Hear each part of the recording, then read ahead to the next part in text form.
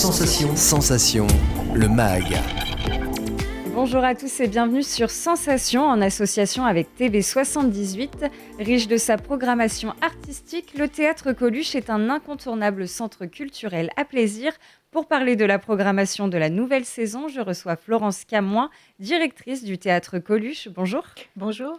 Alors le 24 septembre, vous nous proposez au Théâtre Coluche La Course des Géants, la nouvelle création de Mélodie Mouret. Cette pièce retrace l'histoire d'un jeune rebelle américain dont l'histoire croise celle de la conquête spatiale. Comment est-ce que vous choisissez votre programmation, Florence Camoin ? Est-ce qu'il y a certains critères qui sont importants pour vous ?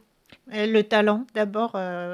Je vois énormément de spectacles et je choisis ceux qui ont le plus de talent. Je ne lâche jamais l'affaire tant que je n'ai pas trouvé les spectacles qui vont plaire aux plaisirois. Et voilà, c'est une enquête en fait, c'est une enquête sur au moins un an parce que ça peut quelquefois durer beaucoup plus longtemps que ça.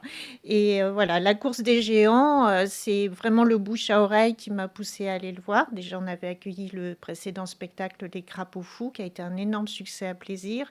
Et quand j'ai découvert cette représentation dans une salle bondée, où je voyais le public enthousiaste, j'ai été totalement séduite par l'humour, par le côté très cinématographique de la pièce, le dynamisme, le talent des comédiens. C'est un vrai travail de troupe. Voilà, si on veut passer un bon moment et en plus apprendre quelque chose sur la conquête spatiale, il faut venir voir la course des géants. Alors le 30 septembre, c'est la pièce Piège pour un homme seul que vous présentez dans votre théâtre. C'est une intrigue policière avec une forme théâtrale basée sur la comédie qui se jouera au Théâtre Coluche. Qu'est-ce qui vous a plu cette fois dans cette mise en scène et dans cette pièce ? C'est un classique en fait, ce sont les tout débuts de la comédie policière. C'est une des premières comédies policières. Hitchcock voulait en faire un film, il n'a pas pu. Mais vraiment l'intrigue, la construction de la pièce, les rebondissements, c'est-à-dire qu'on nous pose une question au tout début, l'histoire d'une femme, on ne sait pas en fait si c'est la femme de son mari, mais c'est absurde, mais c'est comme ça, on ne sait pas si le mari dit non, ça n'est pas ma femme, elle dit si, je suis ta femme, tu es amnésique. Et en fait, ce qui est fou dans cette pièce, c'est que plus on avance dans l'intrigue, moins on a la bonne réponse. Et l'auteur arrive à nous trimballer jusqu'au bout de la pièce et ne nous donne le vrai résultat de l'intrigue qu'à la fin. Et c'est ça le talent, c'est la construction, puis de très bons comédiens pour le servir, bien sûr. Alors cette pièce, c'est une intrigue policière, justement. À qui elle est destinée ? Est-ce que les plus jeunes peuvent aussi assister à cette pièce ? Je dirais à partir de 12 ans, sans aucun problème. C'est très facile à comprendre. J'essaye au maximum de proposer des spectacles qui conviennent à tout le monde. Donc j'ai très très peu de spectacles où on ne pourrait pas venir en dessous d'un certain âge, en fait. Le 8 octobre, la pièce Lorsque Françoise paraît retrace l'histoire de la pédiatre et psychanalyste Françoise Dolto. Vous proposez avant la représentation une conférence qui est animée par sa fille, Catherine Dolto, sur l'héritage de Françoise Dolto dans l'éducation des enfants aujourd'hui. Quel est l'intérêt de cette rencontre pour vous ? Déjà, par rapport à la version théâtrale, c'est d'avoir la comparaison entre la réalité et la fiction. Parce que le théâtre, même si le théâtre parle de personnages ayant réellement existé, le théâtre a droit à sa part de fiction, à sa part de rêve, de transcender les personnages. Et là, Catherine Dolto, c'est sa fille. Elle pourra en parler. Elle pourra parler aussi de pédiatrie, de l'apport que ça a eu pour beaucoup de parents, dont moi, en tant que mère de famille. Moi, j'ai toujours été fascinée par cette femme. Elle est totalement extraordinaire. Et la pièce raconte de la petite enfance jusqu'à la mort, toute l'histoire de cette vie exceptionnelle. Et je crois que Sophie Forte est exceptionnelle dans ce rôle. Et est-ce que c'est important justement de faire entrer dans votre théâtre un espace de discussion grâce à ce genre de conférences avant les représentations ? Alors moi, je fais un théâtre pour les habitants d'une ville.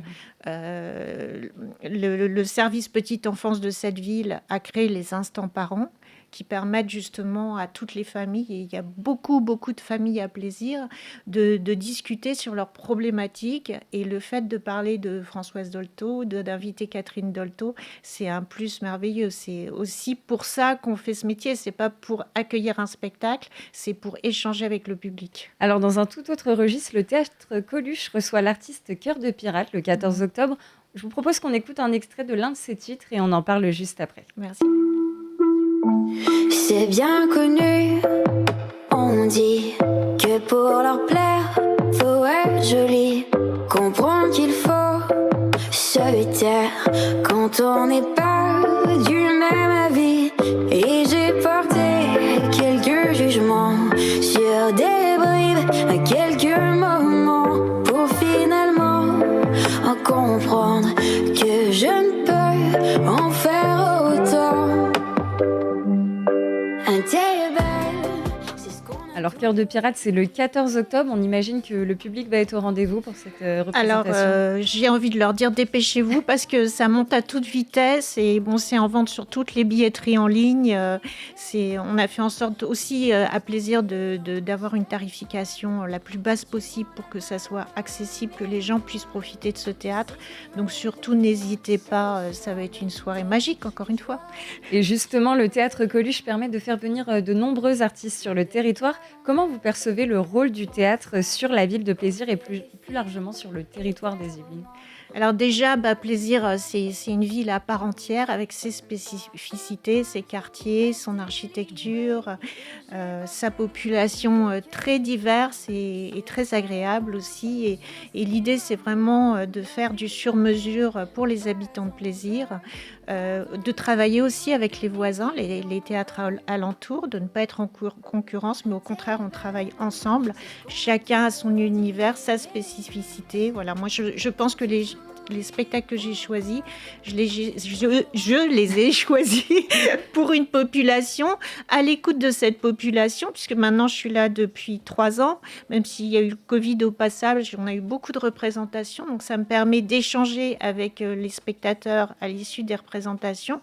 Je commence à cerner leurs envies, leurs désirs, et puis leurs besoins aussi par rapport aux différentes activités menées en parallèle sur cette ville, les associations, tout ça, et on travaille tous ensemble. J'essaie de créer de la communauté dans un théâtre et que le public rencontre les artistes. Ça, c'est le plus important. Et justement, vous avez à cœur de faire les bons choix pour votre programmation. Le 21 octobre, c'est la pièce La cabane de l'architecte ou La main tendue de Le Corbusier qui s'invite au théâtre Coluche. On y découvre une galerie de personnages hauts en couleur qui nous font revivre la naissance de l'architecture moderne et l'empreinte qu'a apporté Le Corbusier dans les années 30. Est-ce que vous pouvez nous parler de cette pièce un petit peu ? Alors moi, ce qui m'a fascinée, c'est que c'est déjà une histoire vraie. Il y a beaucoup d'histoires vraies la saison prochaine au Théâtre Coluche. C'est l'histoire d'un gamin qui habitait sur la Côte d'Azur, tout près du fameux cabanon de Le Corbusier, qui a été classé au patrimoine mondial par l'UNESCO. Et ce gamin, en fait, il a été sous la protection de Le Corbusier, qui l'a formé, qui l'a accompagné et finalement c'est devenu aussi un grand architecte. Il a dû se battre parce qu'il partait de zéro, mais c'est devenu un grand architecte et la pièce raconte ce qu'il a partagé avec Le Corbusier.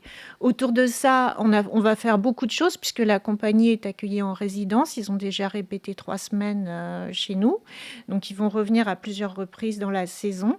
Ils sont en train de mener un gros atelier avec l'hôpital de Plaisir et tous les hôpitaux des environs, avec des intervenants, je sais pas comment dire en fait, des personnes géniales qui sont à l'hôpital et qui sont des apprentis acteurs et qui vont nous donner un extrait de 10 minutes d'un texte sur un grand architecte avant la représentation. On va faire des projections, un film qui s'appelle Les Enfants du béton qui raconte cette histoire avec des architectes invités. Ça sera le 9 octobre à 17h. On est en train de mettre en place plein d'actions autour de l'architecture parce que l'architecture, c'est passionnant, que Plaisir est une ville qui a des architectures très diverses, qui a beaucoup à dire et que ça intéresse énormément les habitants de Plaisir. En tout cas, j'en ai bien l'impression parce que voilà encore un spectacle qui commence à remplir très très fort et très très vite. Et justement, c'est important pour vous, cette collaboration entre le théâtre et des hôpitaux, d'autres infrastructures que la vie théâtrale ? Exactement, en fait, il y a des associations, mais c'est vraiment l'occasion qui a fait le larron sur cette rencontre, puisque l'année dernière, on avait monté aussi un spectacle dans les jardins de l'hôpital. Ça avait permis aussi aux personnes qui ne pouvaient pas se déplacer jusqu'au théâtre d'avoir du théâtre à domicile, et ça aussi, c'est très important. Et c'est vrai qu'il faut aussi que le théâtre sorte de ces murs et aille vers les gens. Merci Florence Camoin d'avoir été avec nous sur Sensation. Je rappelle que vous êtes la directrice du théâtre Coluche de Plaisir. Et pour retrouver les actualités du théâtre, rendez-vous sur le site www.tech-plaisir.fr. C'est la fin de cette édition. Vous pouvez retrouver cette émission sur notre site et l'application Radio Sensation.